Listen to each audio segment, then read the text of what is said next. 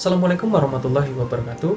Kembali lagi bersama saya Tri Handoko, guru mata pelajaran Bahasa Indonesia untuk SMP atau MTS. Minggu kemarin kita sudah membicarakan tentang teks cerita fantasi. Untuk itu, materi yang selanjutnya kita akan membahas struktur dan kaidah kebahasaan yang ada di teks cerita fantasi. Sebelumnya, Bapak ingatkan sekali lagi, apabila materi yang Bapak sampaikan nanti dirasa terlalu cepat, silakan menggunakan fitur play atau pause-nya. Untuk itu, kita langsung saja masuk ke materi selanjutnya, yaitu struktur dan kaidah kebahasaan yang ada di dalam teks cerita fantasi.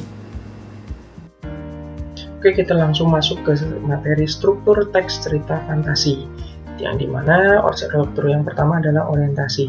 Orientasi di sini merupakan pembukaan teks yang berisi pengenalan tokoh, latar, watak, dan konflik.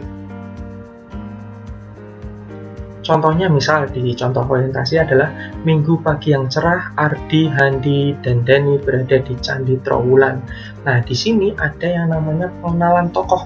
Tokohnya siapa saja? Di situ ada Ardi, terus ada Handi, dan Dani. Nah, di situ ada pengenalan latar. Latar di sini yang diceritakannya ada latar waktu dan ada latar tempat. Latar waktunya itu adalah minggu pagi, sedangkan latar tempatnya adalah di Candi Trowulan. Nah, biasanya ini hanya paragrafnya hanya ada satu kalimat doang. Yang namanya orientasi biasanya ada satu paragraf, biasanya ada sekitar 5 kalimat, di mana yang intinya di dalam bagian struktur orientasi tersebut ada pengenalan tokoh, ada pengenalan latar. Latar itu nanti ada 3 loh, ada latar waktu, ada latar tempat, ada latar suasana. Nah, terus ada pengenalan wataknya juga. Watak itu apa? Yaitu karakter atau sifat dari tokoh-tokoh yang sudah diceritakan. Terus ada mulai yang namanya pengenalan konflik. Pengenalan konflik itu adalah pengenalan atau munculnya sebuah masalah.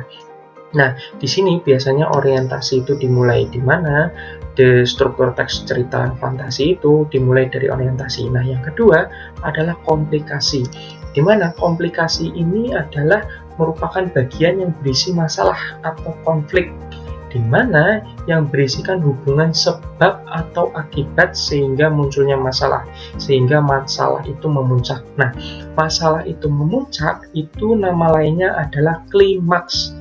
Ya, jadi nama lain masalah memuncak itu namanya klimaks. Contoh di sini ada kata atau kalimat di mana kita Ardi bertanya sambil menatap tembok sekelilingnya. Di sini ada sebuah permasalahan di mana Ardi tersebut menanyakan kepada tokoh yang lain di mana kita itu adalah ada masalah, di mana dia itu sedang berpikir, di mana ceritanya itu dimulai.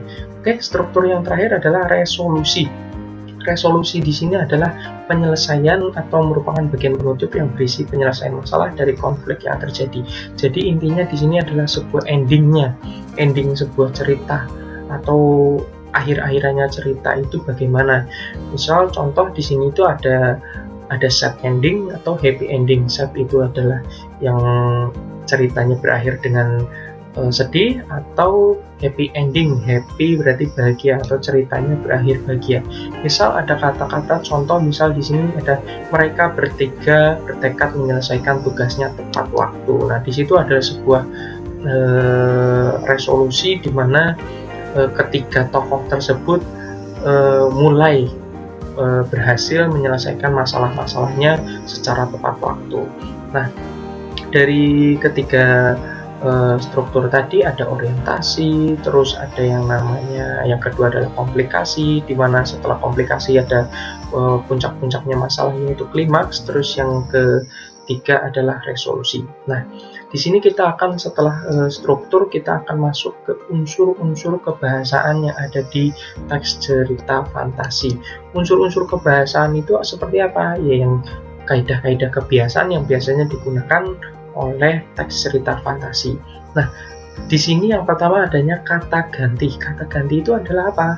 Kata ganti adalah jenis kata yang menggantikan nomina. Nomina itu nama lain dari kata benda, atau penggunaan kata ganti dalam cerita fantasi. Misal ada kata ganti orang pertama yaitu aku atau saya, dan kata ganti orang ketiga di mana itu menggunakan mereka atau nama orang. Misal contoh, di sini ada contohnya mereka segera ke istana.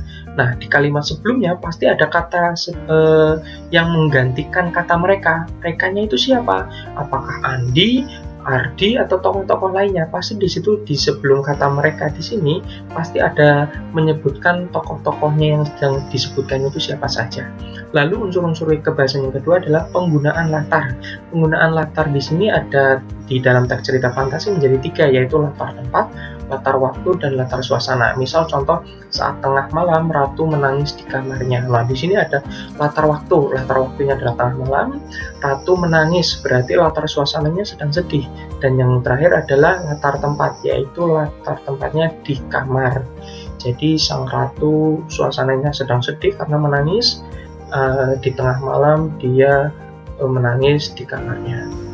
Terus unsur-unsur kebahasaan yang ketiga adalah konjungsi temporal, yaitu merupakan kata hubung sebagai penanda urutan waktu. Misalnya setelah itu, ketika, sebelum, bersama dengan itu, lalu, kemudian, akhirnya, dan sebagainya. Misal di sini ada kata contoh, setelah buku terbuka, aku terseret ke masa lampau. Kapan aku terseret ke masa lampau? Nah, konjungsi temporalnya adalah setelah buku terbuka. Nah, itu ada kejadian urutan waktu. Urutan waktu setelah buku terbuka, maka si itu masuk ke masa lalu. Oke, lanjut ke unsur kebahasaan yang keempat, yaitu penggunaan kata ungkapan keterkejutan, di mana penggunaan kata atau ungkapan keterkejutan ini berfungsi untuk menggerakkan cerita atau memulai masalah. Nah, contohnya, tiba-tiba seorang alien yang berukuran lebih besar datang. Nah, menurut kalian ungkapan keterkejutannya ada di mana kata-katanya? Ya, yang benar ada di kata tiba-tiba, karena di situ adalah ungkapan keterkejutan. Oke, lanjut. Yang unsur-unsur yang terakhir adalah penggunaan dialog atau kalimat langsung, di mana penggunaan kalimat langsung ini ditandai oleh 2 petik ganda. Nah, biasanya di dalam sebuah teks ada tanda titik 2 dan disertai keterangan penyertanya. Contoh, raksasa itu mengejar kita. Nah, kalimat ini siapa yang bilang? Nah, yang bilang berarti adalah Fona dengan teriak lantang. Berarti raksasa itu mengejar kita. Nah, itu adalah katanya yang dikeluarkan oleh si Fiona. Oke, mungkin itu saja dari pertemuan kita kali ini, yaitu membicarakan tentang struktur teks cerita fantasi dan unsur-unsur kaidah kebahasaan yang ada di cerita teks fantasi. Mungkin itu saja dari Bapak. Sekian, terima kasih. Wassalamualaikum warahmatullahi wabarakatuh.